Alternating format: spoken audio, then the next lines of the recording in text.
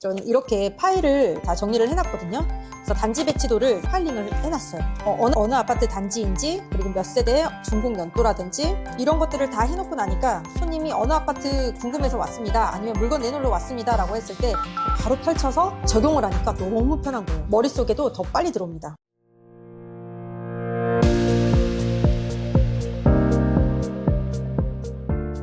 입소문 부동산 윤미입니다. 오픈하면 손님도 매물도 없어서 시간이 남지 않을까? 지루하지 않을까 생각하시는 분들 있으시죠? 절대 아닙니다. 오늘은 공인중개사 시험에 합격하고 부동산 오픈을 하시고 이제 뭘 해야 될까 고민하시는 분들을 위한 가장 현실적이고 급한 생존 가이드를 준비했습니다. 꼭 해야 할 7가지 행동, 오늘 지금 바로 소개해 드릴게요. 사실 지금까지도 이건 유용하게 저도 적용해서 실천하고 있어요. 꼭 끝까지 보시고 메모해 두셨다가 실행하시기 바랍니다. 그럼 첫 번째, 저는 아파트를 전문적으로 중개를 하고 있는데요. 제일 처음 중개업소를 오픈하면 아파트 단지에 대한 정보를 숙지하기가 힘들어요. 미리 사전에 공부를 많이 하신 분들도 실전에 손님께서 물어봤을 때 당황스러운 상황이 정말 많거든요. 그래서 저는 네이버의 지도를 적극 활용했습니다. 네이버 지도를 캡처해서 출력하고 그 위에 덧대어서 내가 원하는, 내가 필요로 하는 정보를 수기로 다 적어서 파일링을 했어요. 예를 들어서 저는 이렇게 파일을 다 정리를 해놨거든요. 그래서 단지 배치도를 네이버에서 검색을 해서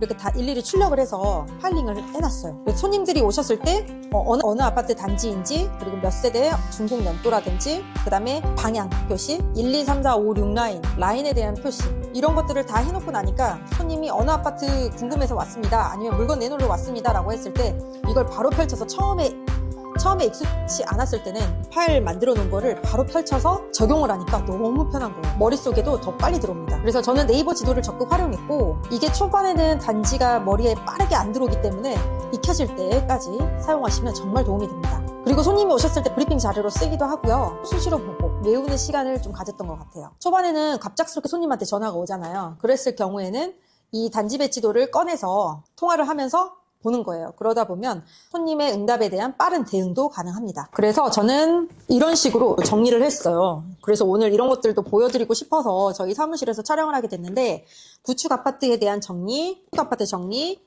그 다음에 임대 아파트 이런 정보 같은 거, 그런 내용들을 이렇게 브리핑 자료로 만들어 두고 수시로 활용하면 정말 편리하게 브리핑할 수가 있습니다. 저건 완전 필수템으로 생각하시고 꼭 활용하시기 바랍니다. 그럼 두 번째는, 물건이 마음에 들어도 돈과 대출이 해결되지가 않으면 손님께서는 빠르게 계약까지 연결되기가 어려워요. 그렇기 때문에 저는 부동산 중개업의 중요한 포인트 중에 하나가 바로 대출이라고 봅니다. 그래서 저는 우리 지역의 1금융, 2금융권 대출 상담사님과의 관계도 좀 우호적으로 형성을 해놓고요. 저희 손님들이 대출에 관해서 궁금해하신다 그러면 토스해서 연결을 하기도 너무 좋아요. 많이 요청을 드리는 편이에요. 이 손님이 대출이 가능한지의 여부를 좀 미리 확인해 주시기도 하고요. 손님을 저희가 보냈을 때 대출이 가능하게끔 최대한 방법을 찾아서 해주시더라고요. 이게 중개사도 그렇고 대출 상담사님도 그렇고 손님도 그렇고 3명이 전부 다 윈윈 하게끔 그 결과를 도출해 주시다 보니까 대출 부분은 꼭 깨고 있으셔야 돼요. 그리고 또 한 가지는 부동산 정책이 계속 변하잖아요. 정책 변화를 기본적으로 숙지를 하고 계셔야 되고, 또 지역별로, 시군 단위별로 이자 지원 사업이라든지 어떤 시민들을 위한 정책, 이런 이슈를 잘 숙지를 해놓고 계시면 브리핑할 때 큰 도움이 됩니다. 실질적으로 광양 같은 경우는 대출 이자 지원 사업이 진행 중인데요.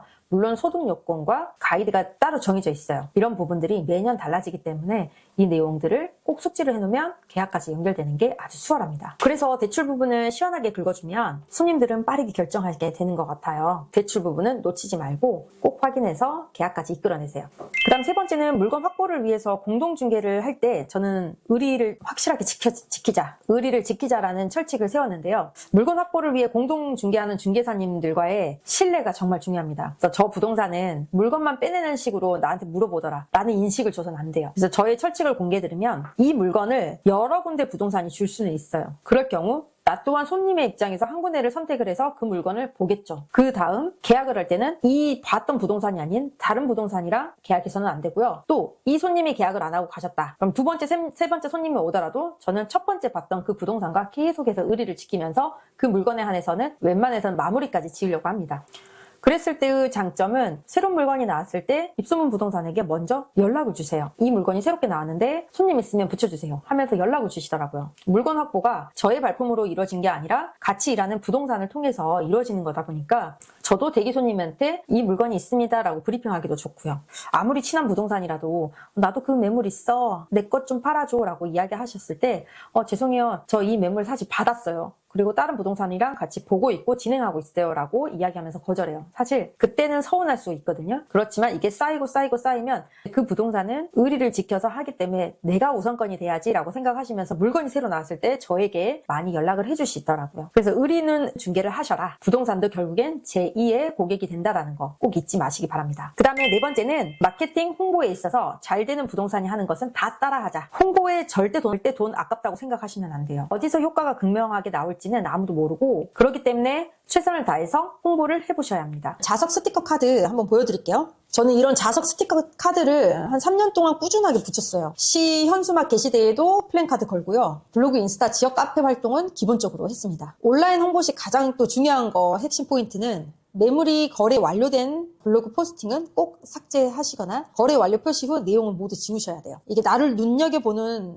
분이 허위광고, 표시광고법 위반으로 신고할 수가 있어요. 열심히 쓴 글이지만 사실 거래가 완료되었다면 미련 없이 꼭 삭제를 하셔야 됩니다. 마케팅 홍보를 할 때 여러분께 드릴 수 있는 팁이고요. 블로그, 인스타, 지역 카페 활동은 기본이고, 결국 잘 되는 부동산이 하는 것은 다 기본적으로 따라해야 된다고 저는 봐요. 일단 그들이 하는 거는 다 따라서 해보고 성과를 한번 내보세요. 성과가 안 난다고 이야기하지 마시고 내가 그 부동산들처럼 하고 있는지, 일을 하고 있는지를 먼저 되돌아보시고 반성의 시간을 한번 가져보세요. 그다음 다섯 번째는 누가 보지 않아도 근태, 나와의 약속을 지켜라. 이게 근태가 될 수가 있고 내가 해야지라고 목표를 세웠던 홍보 활동이 될 수도 있고, 이건 나만의 철칙을 세워서 꼭 지키셔야 돼요. 보통 중개사무소는 1인 운영하시는 분들이 많아요. 아침 일찍 출근을 했는지 일찍 퇴근하는지 아무도 신경 안 쓰잖아요. 이건 스스로의 양심에 맡겨야 되는 문제이잖아요. 근데 이것도 결국에는 게으름이 동반되면, 쌓이면 영업이 잘 될 수는 없습니다. 부지런하셔야 돼요. 사실 10시 출근하면 오전 시간이 정말 어영부영 가버려요. 하루가 정말 순식간에 끝나버려요. 누가 그러시더라고요. 슬럼프가 왔다면 꼭 출근 일찍 해서 업무를 해봐라. 아침 일찍 출근하게 되면 오늘 하루 무엇을 해야 될지 다시 한번 고민하게 되고 다시 한번 적어보게 되고 이렇게 돼요. 근데 출근 시간이 늦으면 조금 있으면 바로 점심시간, 그리고 상담 업무 몇 번 하고 집 안내 한두 건 보여드리고 나면 금방 퇴근 시간이 돼버려요. 아무 일도 못하고 끝나버립니다. 오늘 계획했던 일도 내일로 미뤄지게 되고, 이렇게 계속 미뤄지는 일들이 계속 반복되게 되니까 웬만해서는 나와의 근태, 나는 일찍 출근해서 오늘 해야 될 일을 리스트업 해보고 직접 실천도 해보고, 나는 누군가 지켜보고 있진 않지만 나는 스스로 나를 감시하고 나를 채찍질하고 일하고 있다, 이렇게 생각하셔야 돼요. 실제로 그런 사례가 있는데, 제가 예전에는 거의 9시 전후로 오픈을 했습니다. 근데 그때 당시 손님께서 입소문 부동산만 9시에 오픈이 돼 있더라, 주변을 다 이렇게 둘러보셨대요. 멀리서 온 투자자 손님이셨는데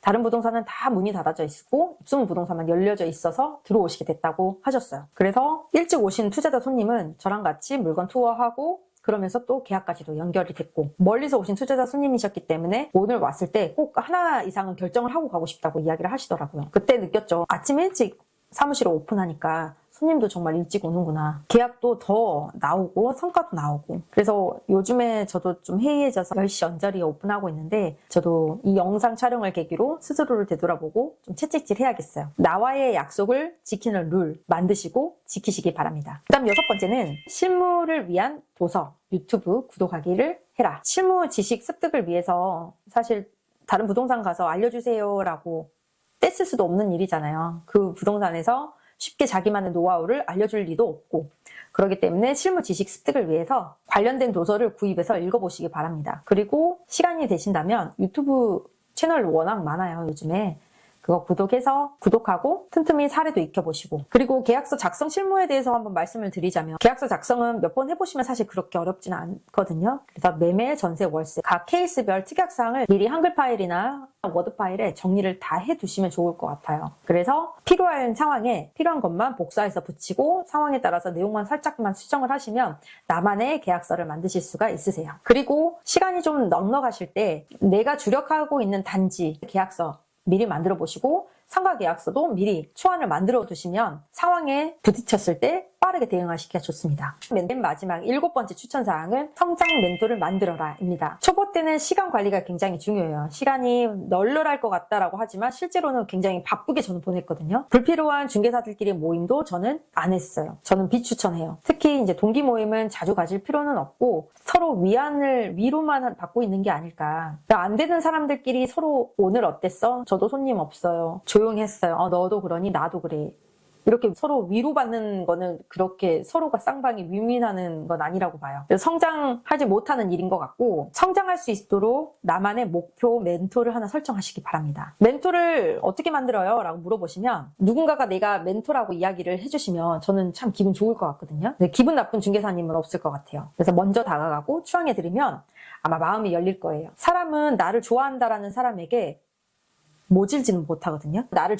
사람은 나를 좋아하는 사람에게 마음이 열리게 되어 있어요. 거절당할 거라 생각하지 마시고 혼자 단정 짓지 마시고 한번 먼저 다가가 보세요. 저도 초반에는 멘토예요 라고 이야기 드렸던 중개사님이 있죠. 정말 일 열심히 잘하시고 멋져 보였거든요. 정말 너무 부럽다 라는 생각을 갖고 있었는데 일을 하실 때는 목표 설정을 제대로 하고 업무를 하시면 나도 언젠가는 그렇게 됩니다. 그래서 정확한 목표 설정이 중요하고 이왕 목표도 설정하시고 멘토를 지정하실 때는 목표는 높게 그리고 잘 되는 중개사님, 인격적으로 좋으신 중개사님을 설정을 해서 멘토로 지정해서 그분을 잘 따르면 아마 일치월장 청출어람하지 않을까 싶습니다. 자, 오늘은 부동산 업계에 처음 들어와서 꼭 해야 하는 7가지 생존 가이드를 정리해드렸는데요. 어떠세요? 다 기본적인 내용 같죠? 근데 우리는 누구나 다 알아요. 다 알고 있는 내용이지만 제일 중요한 거 실천을 하셔야 됩니다. 이 7가지를 꾸준히 해내신다면 여러분은 1년 안에 반드시 초보딱지를 떼고 성장할 수 있습니다. 오늘도 영상 시청해주셔서 감사드리고요. 열심히 일하시는 모든 전국의 중개사님들